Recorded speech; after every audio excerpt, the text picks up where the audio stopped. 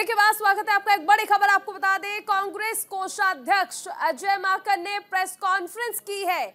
Youth Congress का account freeze कर दिया गया है। कांग्रेस पार्टी के कई खाते फ्रीज किए गए हैं। इनकम टैक्स विभाग ने कांग्रेस से हिसाब मांगा है। 210 करोड़ रुपए का हिसाब मांगा गया है। क्राउड फंडिंग का पैसा फ्रीज कर दिया गया है। बड़ी खबर, अजय माकन ने प्रेस कॉन्फ्रेंस कर ये तमाम बातें जो है वो बताई है। कांग्रेस और यूथ कांग्रेस के अकाउंट्स को फ्रीज करने की जो बात है वो अजय माकन की ओर से बताई गई। उन्होंने कहा ये लोकतंत्र की हत्या है। चुनाव से पहले अकाउंट्स फ्रीज किए जा रहे हैं। आखिर हम कैसे लोगों को सैलरी दे, कार्यकर्ताओं को पैसा कैसे रिलीज किया जाए। अकाउंट्स फ्रीज करना लोकतंत्र फ्रीज करने जैसा है। कांग्रेस कोषाध्यक्ष अजय माकन ने यूथ कांग्रेस और कांग्रेस के खातों को फ्रीज करने की जानकारी दी है। कांग्रेस कोषाध्यक्ष अजय माकन ने पीसी कर जानकारी दी कि इनकम टैक्स विभाग ने पार्टी से 210 करोड़ रुपए का हिसाब मांगा है। कि देश की मुख्य ऑपोजिशन पार्टी के सारे अकाउंट्स फ्रीज कर दिए गए हैं।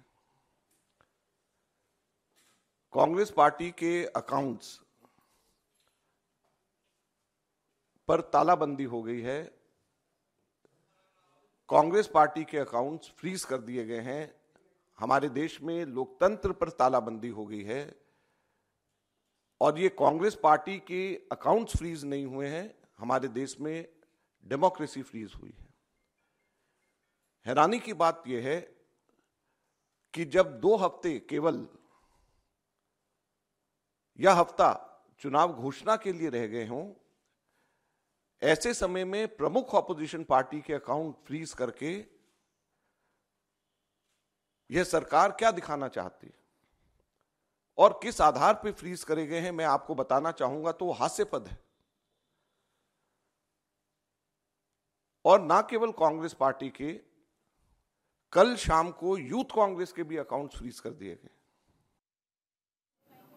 हमारे साथ सहयोगी कंचन जुड़ गई है। कंचन, देखिए, कांग्रेस और यूथ कांग्रेस के अकाउंट्स को फ्रीज करना सीधे तौर पर लोकतंत्र को फ्रीज करना है, ऐसा अजय माकन कह रहे हैं।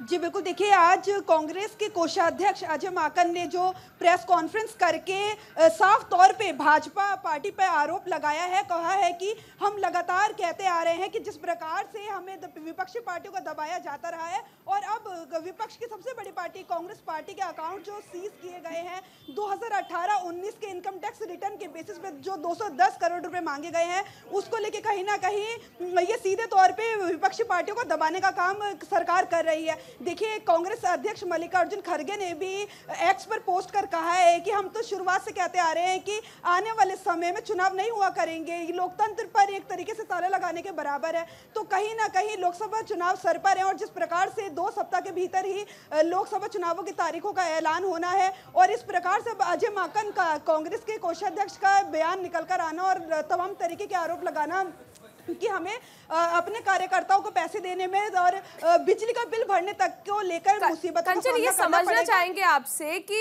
ये जो कहा जा रहा है कि 210 करोड़ रुपए का हिसाब देना है, ये किस मामले में हिसाब मांगा जा रहा है? और मांगा तो आयकर विभाग की ओर से गया है, फिर इस मामले में सीधा बीजेपी पर हमलावर होना और कहना कि लोकतंत्र को फ्रीज कर दिया है, लोकतंत्र की हत्या हो रही है। जी बिल्कुल, देखिए, अजय माकन ने साफ तौर पे बताया कि वर्ष 2018-19 का जो इनकम टैक्स रिटर्न है उसके बेसिस पे 210 करोड़ रुपए मांगे गए हैं, लेकिन उनका साफ तौर पे उन्होंने आरोप लगाया है भाजपा पार्टी पर, सत्ताधारी पार्टी पर, कि ये हमें दबाने की कोशिश की जा रही है, विपक्ष की सबसे बड़ी पार्टी को दबाने की कोशिश की जा रही है।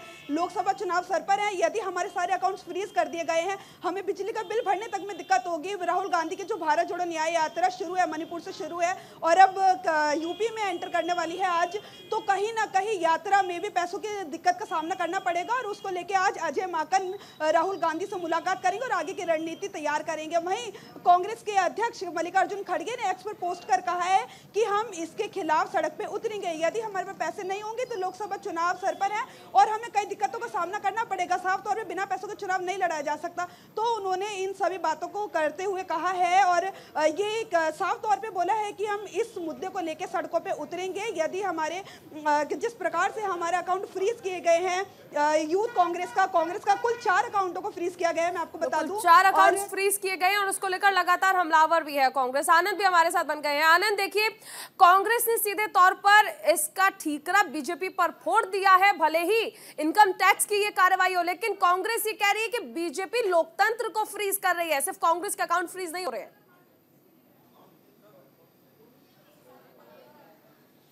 जी बिल्कुल, अगर बात की जाए इस मुद्दे को लेकर, जब हमने बीजेपी नेताओं से बात करने की कोशिश की तो उनका साफ कहना था कि इसका बीजेपी से कोई लेना देना नहीं है।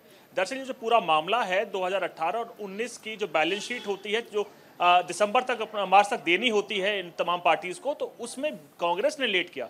45 दिन लेट देने के बाद ही यही कारण हुआ है कि तमाम चीज़ों को लेकर लगभग 280 करोड़ के आसपास का जो फंड है उसका लेखा जोखा प्रॉपर तरीके से नहीं मिल रहा, जिसके बाद आईटी ने उसको फ्रीज किया है। तो बीजेपी का डायरेक्टली इससे कोई लेना देना नहीं है। जब हमने कई नेताओं से बात की तो उन्होंने साफ कहना था कि इसमें आईटी डिपार्टमेंट ने सब कुछ किया है और हमसे इससे लेना देना नहीं है। तो कहीं ना कहीं बीजेपी इस मामले को अलग रखना चाह रही है। उनकी साफ कोशिश है कि जो भी कार्रवाई हुई है कहीं ना कहीं उसके लिए जिम्मेदार कांग्रेस है।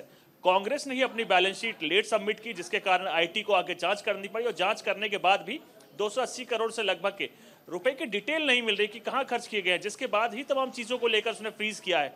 तो बीजेपी अपने को इस मुद्दे से दूर रख रही है और लगातार इसके लिए जिम्मेदार भी कांग्रेस को ही ठहरा रही है। जी चलिए, शुक्रिया आनंद इस तमाम जानकारी के लिए। कंचन, आपका भी बहुत शुक्रिया। आगे बढ़ेंगे, एक बड़ी खबर बिहार से आ रही है। राहुल गांधी के सारथी बने हैं तेजस्वी यादव। न्याय यात्रा के दौरान राहुल के साथ गाड़ी चलाते नजर आए हैं तेजस्वी यादव। आज यूपी पहुंच रही है कांग्रेस की भारत जोड़ो न्याय यात्रा। बिहार से चंदौली के रास्ते यूपी में प्रवेश करेगी। राहुल गांधी के सारथी बने हैं तेजस्वी यादव।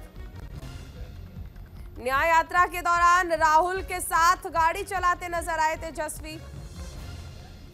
7 दिन में यह यात्रा 785 किलोमीटर की दूरी तय करेगी। यूपी में प्रवेश करेगी यह यात्रा, बिहार से यूपी। 13 जिलों में 15 सभाएं करेंगे राहुल गांधी। आज यूपी पहुंचेगी कांग्रेस की भारत जोड़ो न्याय यात्रा और ऐसे में राहुल गांधी के सारथी बने हैं तेजस्वी यादव। बिहार से चंदौली के रास्ते उत्तर प्रदेश में प्रवेश करेगी भारत जोड़ो न्याय यात्रा। 13 जिलों में 15 सभाएं भी करेंगे राहुल। 7 दिन में 775 किलोमीटर की दूरी।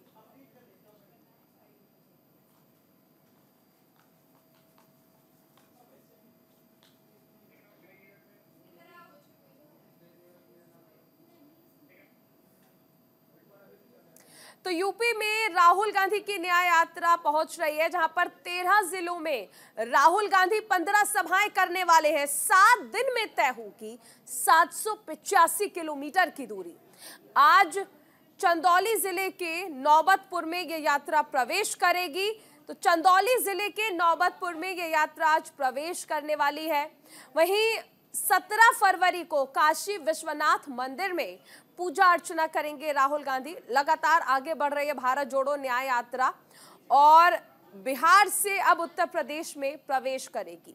गोदौलिया और राजपुरा चौराहे पर जनसभा को भी राहुल गांधी संबोधित करेंगे। 18 फरवरी को भदोही के हबूसा मोड़ पर जनसभा करेंगे और 19 फरवरी को मऊ आइमा से प्रतापगढ़ भगवान चुंगी चौराहे होते हुए लालगंज चौक पर जनसभा करेंगे।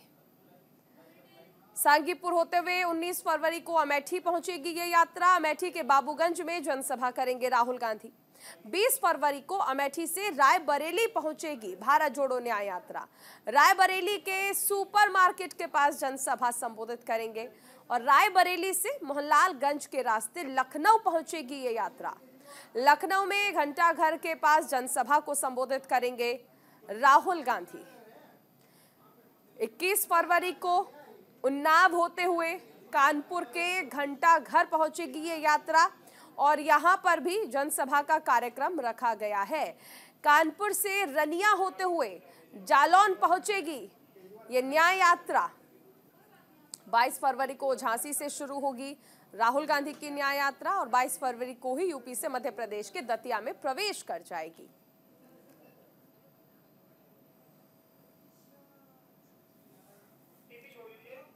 तो ये रूट हमने आपको बताया। राहुल गांधी की यात्रा किस तारीख को कहां होगी और कहां कहां उनका जनसभा का कार्यक्रम है।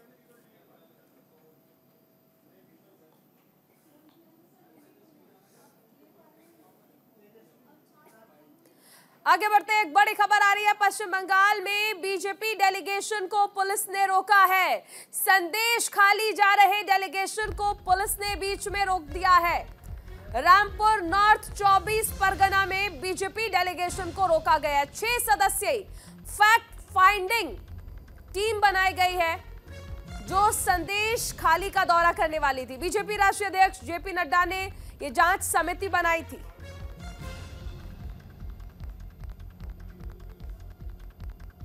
तो बीजेपी का ये डेलीगेशन जो कि संदेश खाली जाने वाला था, दरअसल यहां पर आरोप लगाए गए कि महिला के साथ उत्पीड़न किया गया और इनसे ये बीजेपी का डेलीगेशन मुलाकात करना चाहता महिलाओं से, जिसने जाने से रोका जा रहा है। इस दौरान आपने झड़प की खबरें भी देखी थी कि किस तरह से बीजेपी कार्यकर्ताओं के साथ झड़प हुई पुलिस की, और इसी के साथ ये भी कहा गया कि लाठीचार्ज किया गया। लाठीचार्ज की तस्वीरें भी हमने आपको दिखाई थी। फिलहाल बीजेपी के राष्ट्रीय अध्यक्ष जेपी नड्डा ने ये फैक्ट फाइंडिंग टीम बनाई थी। और इसी के साथ इस बुलेटिन में फिलहाल इतना ही। आप बने रहिए न्यूज़ इंडिया के साथ।